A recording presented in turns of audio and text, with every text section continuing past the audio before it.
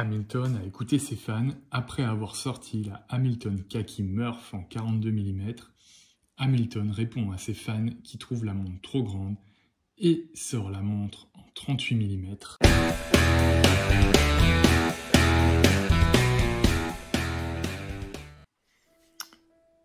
On va donc voir ce qui se cache dans cette boîte. On va faire l'unboxing. C'est parti. Alors, on a une surboîte noire avec le nom Hamilton au-dessus de la boîte.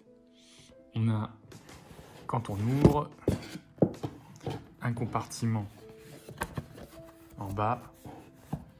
On y retrouve la garantie internationale, le manuel d'utilisateur et la carte de garantie de 2 ans.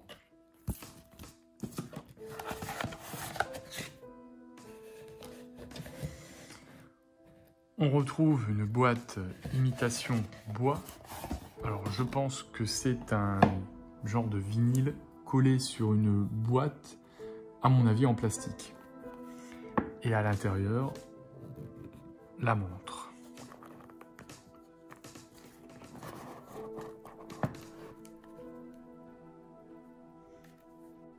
La Hamilton Murph 38 mm est identique en tout point à sa grande sœur, exception faite de sa taille bien sûr, puisque le diamètre passe de 42 mm à 38 mm.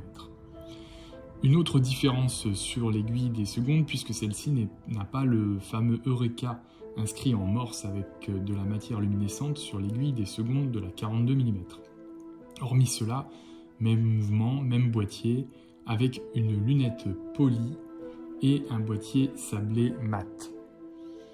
Pour ce qui est des dimensions, j'ai mesuré un diamètre de 38 mm, un corne à corne de 44,1 mm et un entre-corne à 20 mm, ce qui permet de changer facilement le bracelet. Le fond est transparent et on a le numéro de série qui est gravé, Water Resistant 10 bar, ce qui fait que la montre est étanche à 100 mètres. Une bonne nouvelle quand on voit que les Khaki Field n'ont que 50 mètres d'étanchéité. Attention, sur cette montre, la couronne n'est pas vissée, contrairement aux nouvelles Khaki Explorer qui sont sorties ce mois-ci. Le cadran est très bien exécuté avec des chiffres arabes, le chemin de fer de la même couleur que la matière luminescente sur les aiguilles. Cette montre a un look très vintage, très intéressant qui la rend polyvalente selon moi. À la fois montre de terrain, une field, elle passe aussi très bien en dress watch. La couronne est signée du H de Hamilton et elle a une taille très agréable. Je préfère les grosses couronnes, plus faciles à manipuler. C'est donc une superbe montre que nous a proposée Hamilton.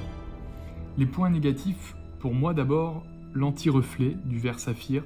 C'est très difficile de la prendre en photo, comme vous pouvez le voir, et quand on compare avec d'autres montres qui ont un meilleur anti-reflet, on voit que ce qui se reflète dans le verre de la montre est plus flou sur les montres avec un meilleur anti-reflet. Ensuite, le bracelet est très rigide, j'imagine qu'avec le temps il se détendra, mais depuis déjà 1 mois que je la porte, j'ai changé le bracelet pour un bracelet marron Louis Pion, bien plus confortable. Enfin, cette montre me paraît un peu chère.